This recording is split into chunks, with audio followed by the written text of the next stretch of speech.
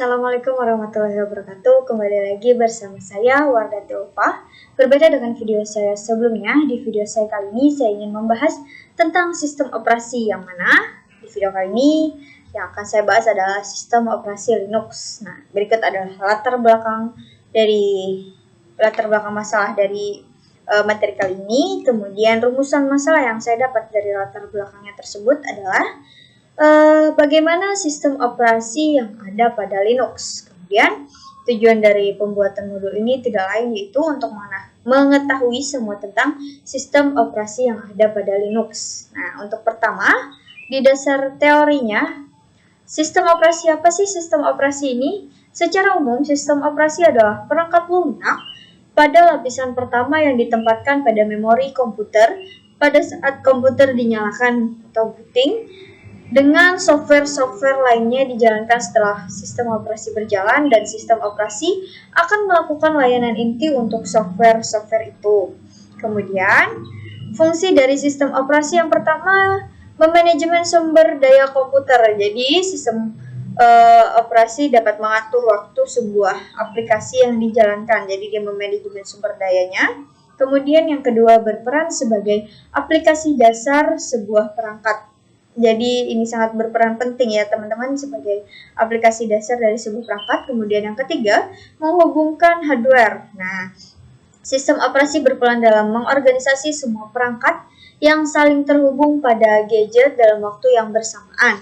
Selanjutnya yang keempat, mengoptimalkan fungsi sebuah perangkat. Nah, selain itu juga sistem operasi mampu nih teman-teman mengoptimalkan kinerja dari sebuah perangkat keras maupun perangkat lunak. Yang kelima, mengatur sistem kerja perangkat. Jadi sistem operasi juga berperan dalam mengontrol semua fungsi yang terdapat di dalam perangkat keras yang digunakan, mulai dari CPU, hard disk, memori, dan lain sebagainya.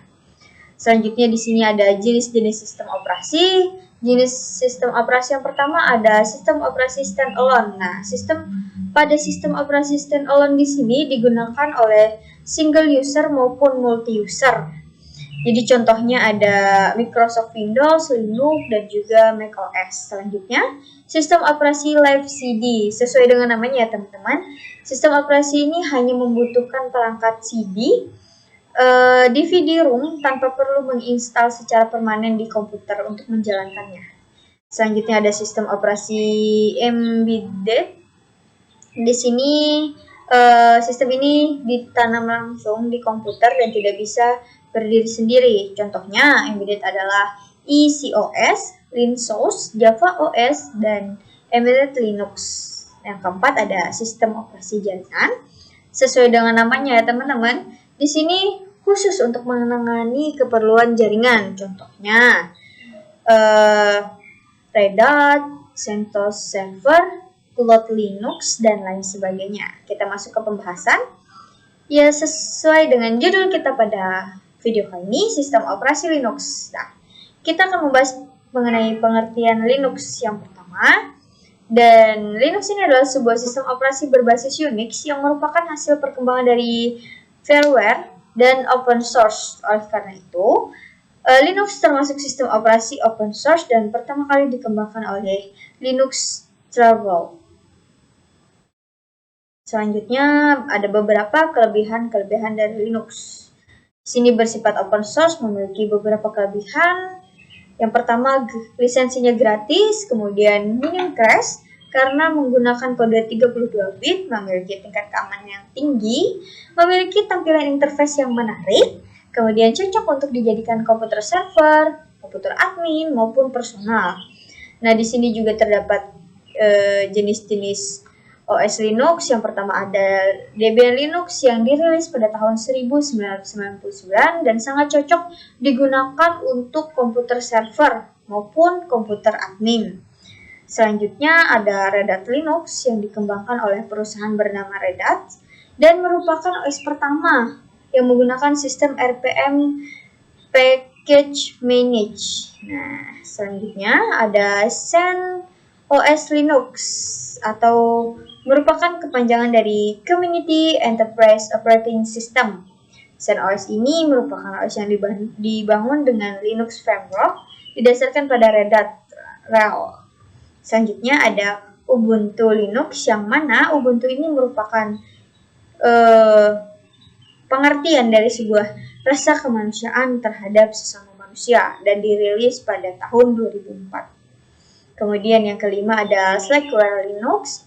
Slackware Linux ini merupakan OS versi terlama ya teman-teman. Jadi meskipun ini terlama, saat ini masih tetap digunakan dan dikelola. Slackware merupakan OS yang dibuat oleh Patrick Volpering dari Slackware Linux. Selanjutnya ada SUSE Linux. Nah, SUSE Linux ini dikembangkan oleh OpenSUSE Project. Di sini SUSE Linux di sini ya teman-teman memiliki ciri khas. Yang pertama, stabil dan juga user friendly. Kemudian ada Linux Mint. OS Linux Mint merupakan basis OS Debian dan Ubuntu. Jadi aplikasi yang dapat berjalan pada Ubuntu secara otomatis juga dapat dijalankan pada Linux Mint. Selanjutnya ada Fedora Linux. Nah, untuk Fedora Linux di sini berbasis RPM dan yang dikembangkan oleh Fedora Project dan disponsori oleh Red Hat. Nah, selanjutnya di sini ada Caldera Linux. Caldera Linux merupakan proyek OS yang dibuat oleh sistem Caldera dulu nih. Kalau sekarang namanya udah SCO Group. Selanjutnya ada Mandriva Linux. Mandriva Linux dulu dikenal sebagai Mandrake, merupakan OS yang dibuat oleh Mandriva pada tahun 1998 menggunakan RPM Package Manager juga nih teman-teman, sama kayak yang tadi. Nah, untuk kesimpulannya, Linux sebuah program open source yang gratis ya teman-teman, di bawah lisensi GNU.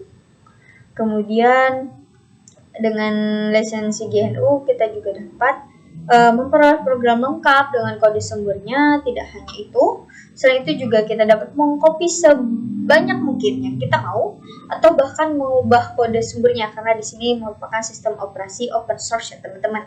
Ini adalah keuntungannya. Dan kita juga mempunyai kebebasan yang paling penting dari Linux ini, yaitu terutama bagi programmer ya teman-teman dan administrator jaringan. Kebebasan memperoleh kode dan kebebasan untuk mengubahnya. Ini dia yang sangat-sangat bermanfaat ya teman-teman. Ini dia. Saya rasa video penjelasan saya tentang sistem operasi Linux cukup sampai di sini. Semoga ilmu yang saya sampaikan bermanfaat. Teman-teman bisa mendukung channel saya dengan klik tombol suka di bawah video ini dan juga bisa klik tombol subscribe bagi teman-teman yang belum subscribe channel saya. Kemudian teman-teman bisa membagikan video saya ini sebanyak-banyaknya dan juga teman-teman bisa meninggalkan jejak komentar berupa kritik dan saran yang membangun.